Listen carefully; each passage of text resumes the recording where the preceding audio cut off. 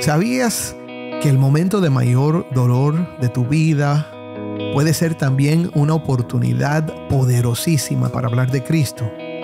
Hemos aprendido a través de la vida a defendernos con palabras, con argumentos o con fuerza, pero Pedro nos muestra otro camino: sufrir con mansedumbre y que ese sufrimiento hable por sí solo.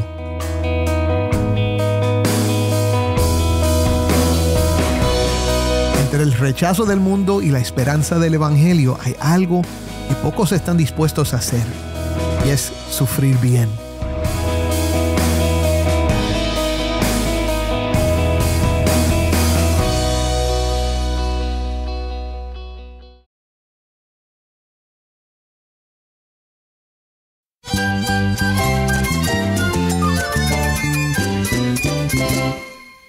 Cristo es todo para mí. Mi Salvador, mi amigo, mi guía. Cristo es mi verdad. Es nuestra guía, nuestro faro. Cristo es el Señor y Salvador. Nuestro protector, nuestro amparo, nuestra fortaleza. Es Jesús, el único que te lleva a Dios, el único camino, la verdad y la vida. No hay más ningún camino, es Jesús.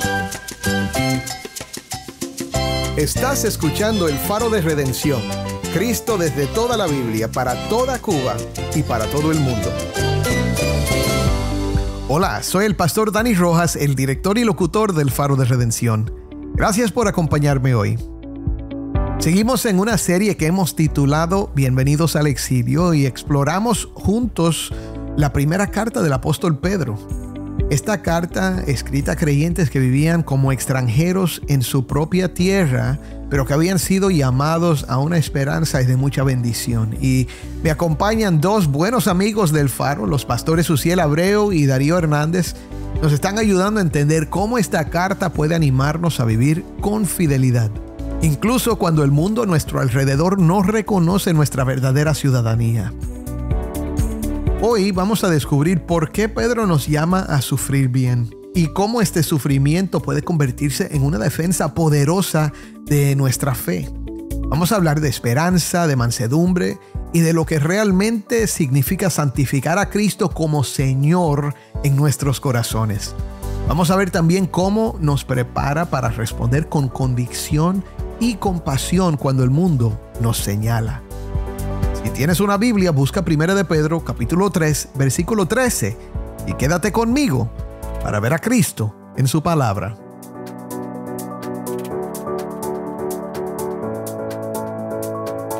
Vamos ahora a Bauta, Cuba, donde grabamos esta serie.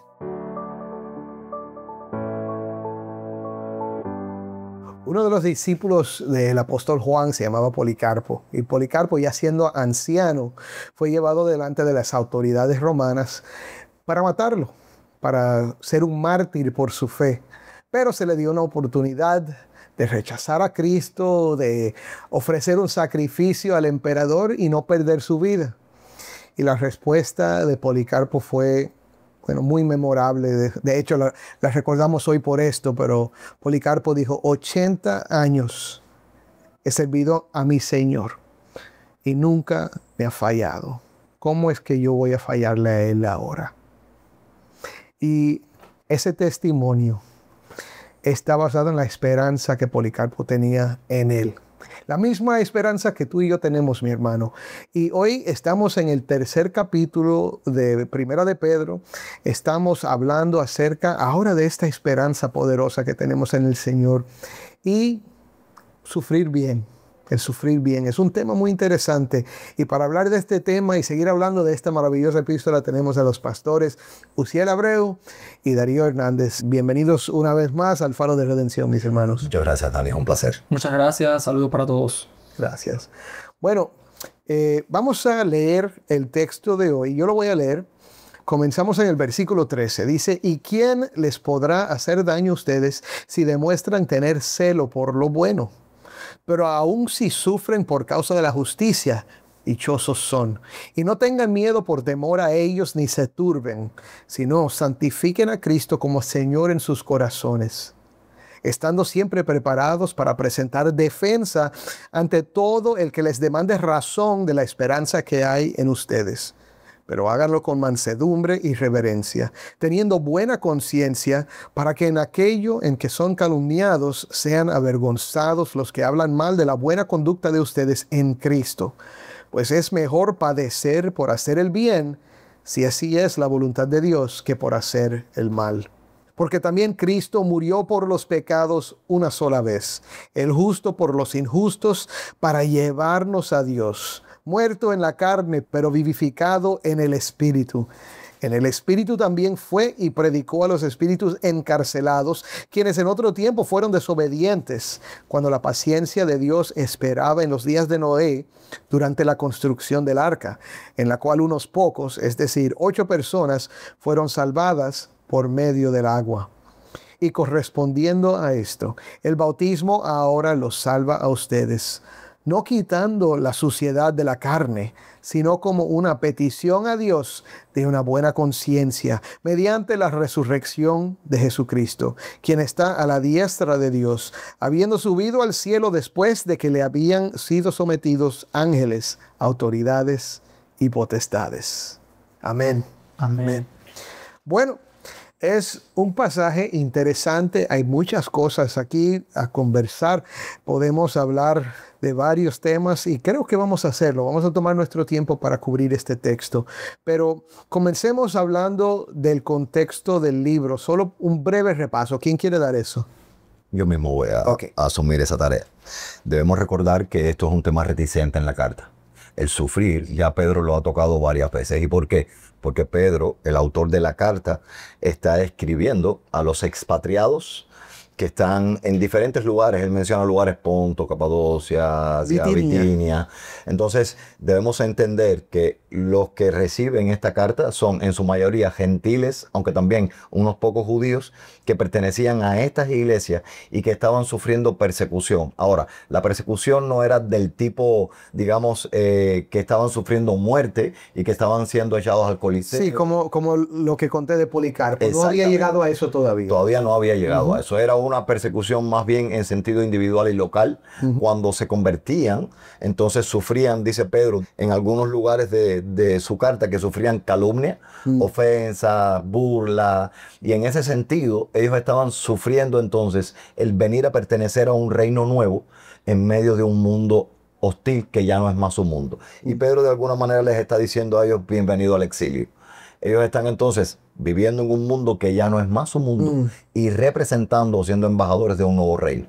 Y por eso estaban sufriendo persecución, lo cual aplica muy bien hoy a nuestros días. Sí, eso tiene una conexión fuerte con la realidad moderna, ¿verdad? Nosotros cuando venimos a Cristo sufrimos lo mismo también muchas veces. Sí, puede ser tu familia, puede ser en el trabajo, puede los ser vecinos, los amigos. Vecinos, sí, los amigos. Y aún en ese círculo de la sociedad amplio, donde Pedro llama a estos creyentes a tener una conducta correcta, aún hacia las autoridades, hacia los amos cuando son siervos, cuando son esclavos, en una conducta correcta, aún dentro del matrimonio, como vimos ayer.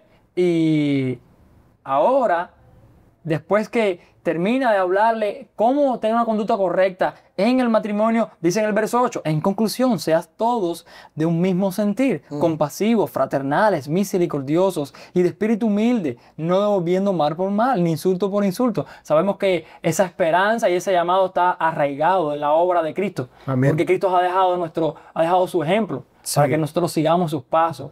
Y lo vimos también ayer. Pero notemos cómo aquí ahora le dice: ¿y quién les podrá hacer daño a ustedes si demuestran tener celo por lo bueno? Y ahí es donde se encuentra en el contexto inmediato de esta pregunta que hace Pedro a estos expatriados. Les dice: ahora, si ustedes hacen lo bueno, ¿quién les puede hacer daño? Si ustedes se conducen, exactamente. Eso que digo arriba. Si se conducen correctamente en medio de la sociedad, ¿quién les puede hacer daño? ¿Quién le va a hacer daño? Y tenemos ahí, como citábamos al principio, a Policarpo. Sí.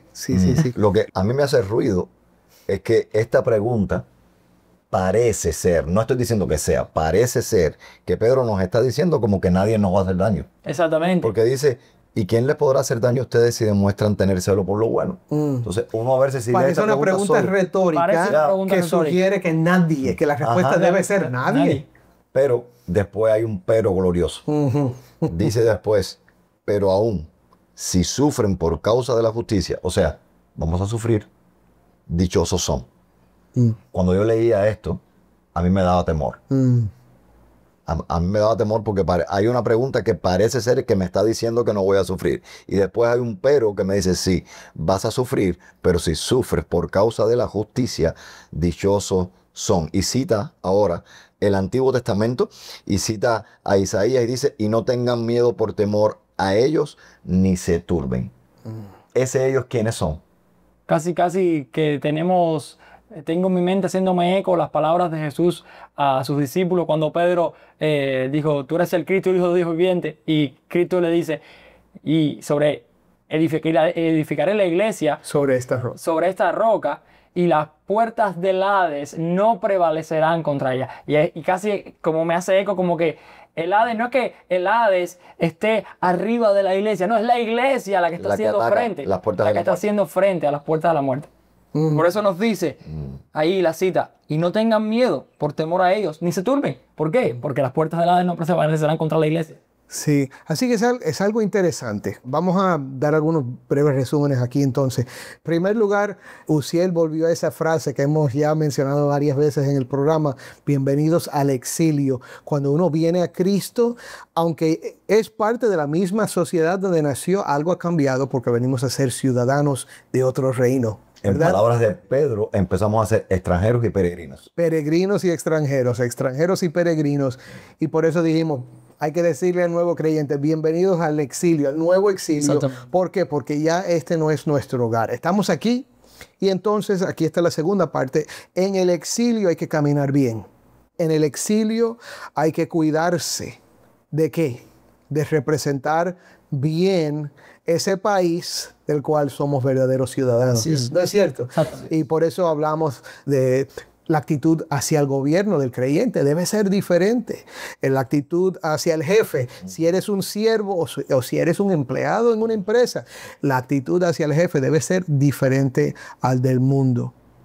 Y en el matrimonio debe haber una diferencia marcada, una diferencia poderosa. Debe haber.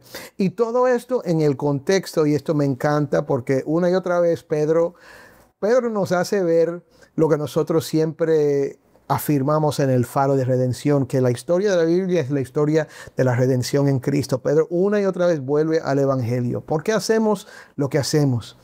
Por lo que Cristo ha hecho en nosotros. ¿Cómo hacemos lo que hacemos? Por lo que el Espíritu de Dios ha hecho en nosotros por medio de Cristo. Y continúa haciendo. Y continúa haciendo. Amén, amén. Entonces, vamos a continuar con el texto, pero yo quería dar ese resumen porque es importante. Fíjate que el texto nos dice, si no santifiquen a Cristo el Señor en sus corazones, estando siempre preparados para presentar defensa ante todo el que demande razón de ¿qué?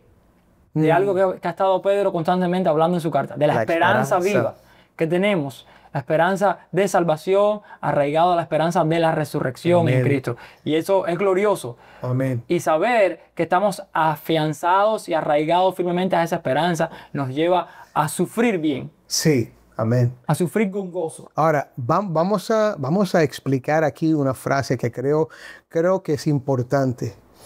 Él dice, no tengan miedo por temor a ellos, ni se turben. Entonces da la instrucción, sino santifiquen a Cristo como Señor en sus corazones. ¿Qué significa eso? Porque es una frase curiosa. De hecho, yo nunca he oído a un cristiano decir, voy a santificar a Cristo como Señor en mi corazón. No es una frase común. ¿Pero qué significa?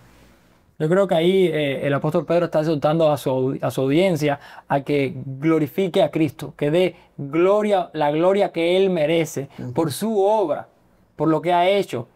¿De qué manera? Bueno, como hablábamos ahorita, sufriendo bien y aguardando esa esperanza segura y estando preparado.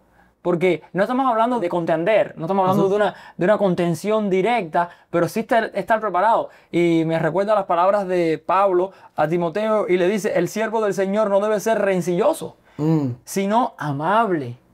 Amable para con todos, apto para enseñar, sufrido. Y dice, debe reprender tiernamente, qué curioso, reprender tiernamente a los que se oponen. Por si acaso, ¿qué cosa? Dios les da arrepentimiento que conduce al pleno conocimiento de la verdad. Amén.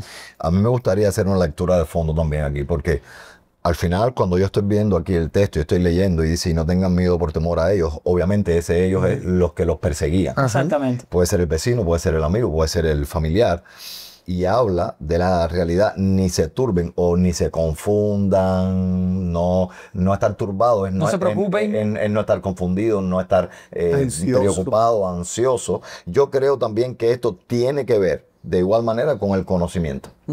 Porque fíjate que hay un sentido apologético en el texto también. Y a mí me interesa mucho eso porque Pedro está llamando a los cristianos a tratar también compasivamente a aquellos a quienes le están persiguiendo. O sea, no es véngate, no es prepárate para que tú tomes venganza y para que no. Pedro está tomando en cuenta que en algún momento esas personas que le están persiguiendo, si nosotros sufrimos bien, si damos un buen testimonio, eso va a causar un impacto y va a venir y nos va a demandar la razón de por qué nosotros nos comportamos como nos comportamos. Entonces yo creo que también el santifiquen a Cristo como Señor en sus corazones tiene que ver también con prepárate, estudia, ten conocimiento para que puedas hacer apologética, puedas hacer una defensa de la fe correctamente con aquellos que les están persiguiendo, porque él suma y dice estando siempre preparados para presentar defensa. Para eso hay que prepararse teológicamente ante todo el que les demande razón de la esperanza que hay en ustedes.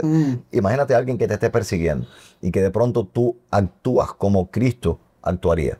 Y eso le mueve el piso a esa persona. Y esa misma persona se te acerque y te diga, compadre, yo llevo años metiéndome contigo.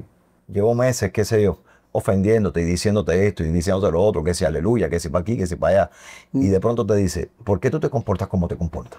¿Por qué tú has sido como has sido conmigo? ¿Por qué? Es la hora entonces de ya teniendo el corazón, habiendo santificado a Cristo en nuestro corazón a través de la preparación del conocimiento y también de tocar, ¿por qué no?, con pasión y perdón a esa persona, presentar defensa de la fe entonces y decirle, mira, esta es mi esperanza viva. Yo soy una piedra viva que está sobre la piedra viva que tú debes conocer, que es Cristo. Con mansedumbre y reverencia, porque así santificamos a Cristo.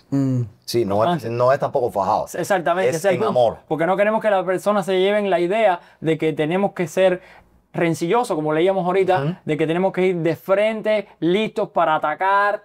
No, debemos estar preparados, pero como dice Pedro, con mansedumbre, con reverencia, porque de esa manera santificamos a Cristo. Amén. Tenemos que mirar a Cristo.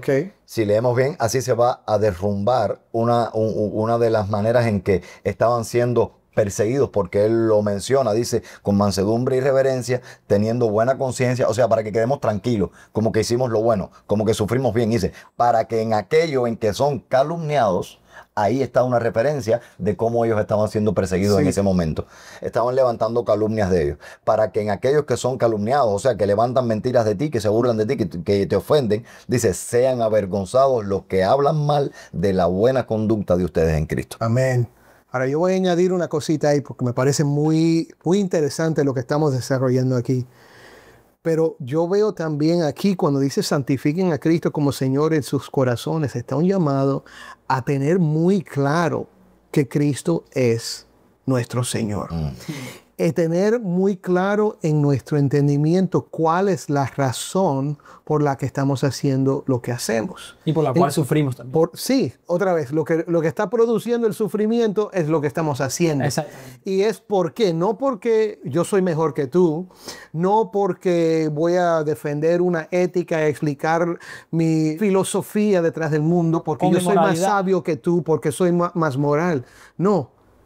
Esto es porque Cristo es el Señor. Es tener muy claro. Santificar, por supuesto, sugiere la idea de separar. Separa a Cristo como el Señor. Sepáralo a Él como la razón, la motivación, la única razón por la que tú estás viviendo de esta manera es por aquel que te amó y se entregó por ti. Y si te entendí bien, a ver si logro atrapar la línea por donde vas.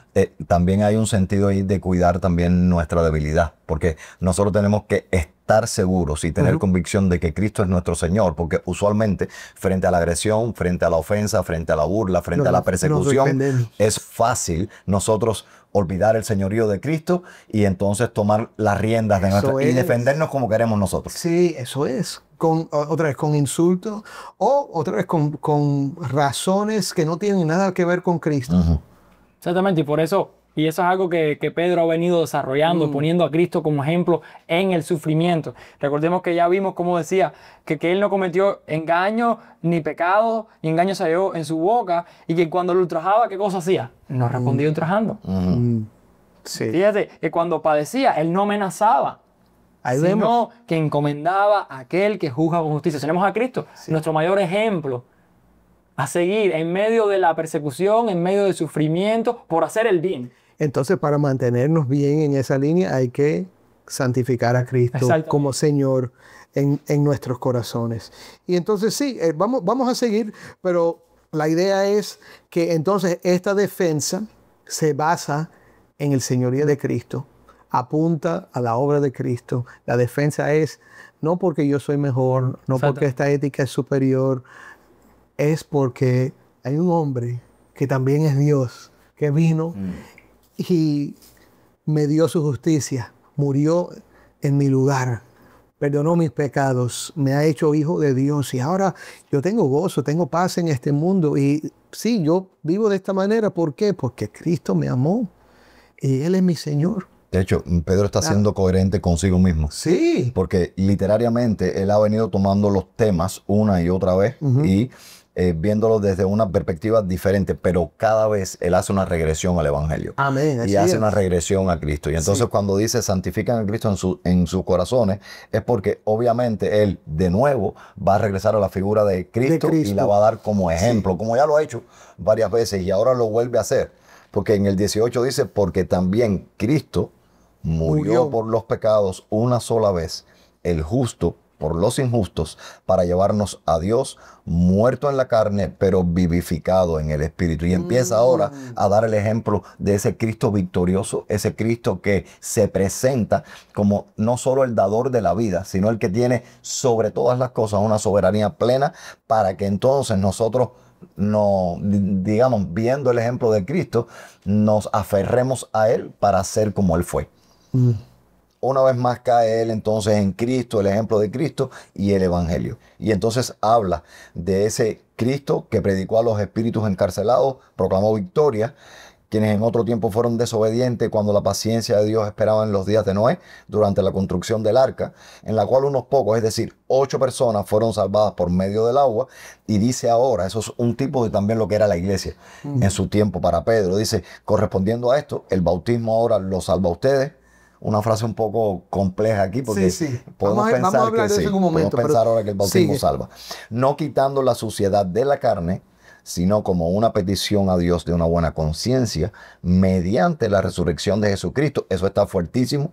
Quien está a la diestra de Dios, habiendo subido al cielo después que le habían sido sometidos ángeles, autoridades y potestades. El Cristo soberano, el Cristo que declara victoria, el Cristo que dice, yo estoy sobre todas las cosas. Por eso arriba, Pedro dijo, como tú bien apuntabas, santifiquen a Cristo como Señor. Gloria a Dios. Y ese Cristo que está sobre todo es ese Cristo que murió y se entregó por nuestros pecados, el justo por los injustos. Ahora, Uziel, no podemos terminar nuestro tiempo juntos sin tocar ese versículo y correspondiendo a esto, el bautismo ahora los salva a ustedes. Yo sé que hay personas que van a leer esto y decir, bueno, pero yo pensaba que nosotros no somos salvos por el bautismo.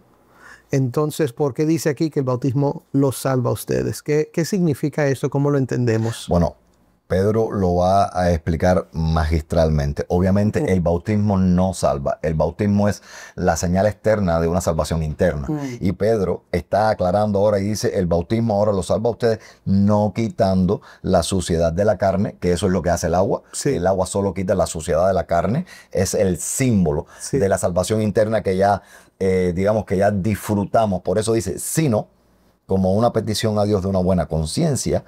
Y ahora viene la obra del Evangelio. ¿Cómo es? Nuestra salvación descansa ¿en qué? En la resurrección de Cristo. Hemos pasado de muerte a vida. Él es piedra viva. Nosotros entonces somos piedras vivas porque estamos en el Cristo resucitado. Por eso dice, mediante la resurrección de Cristo, quien está a la diestra de Dios.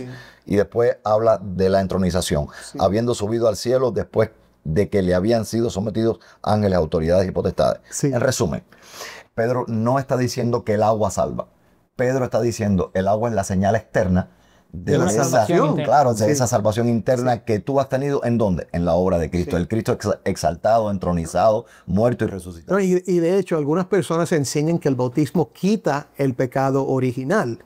Y cuando dice no quitando la suciedad de la carne, sí apunta a la idea de que el agua quita la suciedad de la carne físicamente, pero tampoco quita la suciedad en el sentido de la iniquidad, Claro. de la corrupción del pecado. Eso no lo quita el agua del bautismo. Pero ¿qué es? Es una petición a Dios de una buena conciencia. ¿Y de dónde viene esa buena conciencia? La obra de Cristo. Que ya sabemos que en Cristo tenemos el perdón de nuestros pecados y en Cristo que ha resucitado tenemos justificación, somos justificados pues por la fe y tenemos paz para con Dios por medio de nuestro Señor Jesucristo, por quien también tenemos entrada por la fe a esta gracia en la cual estamos firmes. ¿Estás firme en esa gracia, mi hermano? ¿Has santificado a Cristo como Señor en tu vida? ¿Sabes que Él es tu Señor? ¿Que Él es la razón de tu vida, la razón de lo que haces? Asegúrate de eso. Asegúrate de que tu confianza esté plenamente en Jesús, porque Él es un poderoso Salvador, el que te santifica, el que te salva, el que te lleva a estar con Él para siempre. Créelo. Amén. Soy el pastor Dani Rojas y esto es el Faro de Redención. Gracias a mis hermanos Uziel Abreu y Darío Hernández por acompañarnos hoy y por ayudarnos a mirar con más claridad esta carta. Y gracias a ti por estar con nosotros en este 7º episodio de Bienvenidos al Exilio. Oremos. Padre, otra vez te damos gracias por esta oportunidad de pasar un tiempo en tu palabra junto con Uziel y Darío. Gracias, Señor, por este mensaje que necesitamos oír acerca del sufrimiento. Padre, ayúdanos a tener esa perspectiva larga, Señor, de que el sufrimiento obra cosas buenas en nosotros para tu gloria. Señor, gracias por la esperanza que tenemos en Cristo. Gracias porque tú obras en nuestros corazones para ayudarnos a ser personas mansas y humildes, Señor. Y Padre, que Cristo sea verdaderamente el Señor de nuestra vida. Padre, te pido por todos los que me escuchan hoy, por los que ya creen y por los que todavía no han puesto su fe en Cristo. Señor, Él es nuestra esperanza. Sabemos que es tu obra convencernos, pero te pido que estés convenciendo hoy a muchos a correr a Cristo. En el nombre de Cristo te lo pido. Amén.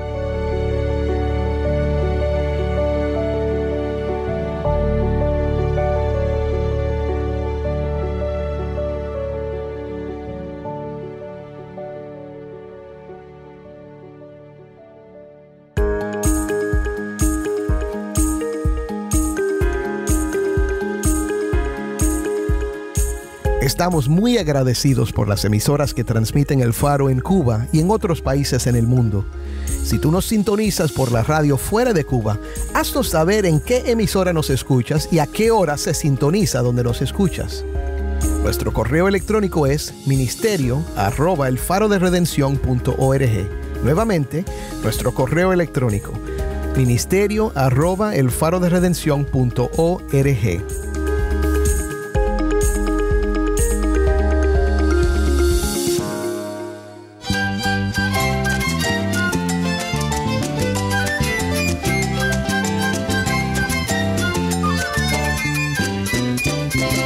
Soy el pastor Dani Rojas. Te invito a que me acompañes mañana en esta serie Bienvenidos al Exilio, el Faro de Redención. Cristo desde toda la Biblia para toda Cuba y para todo el mundo.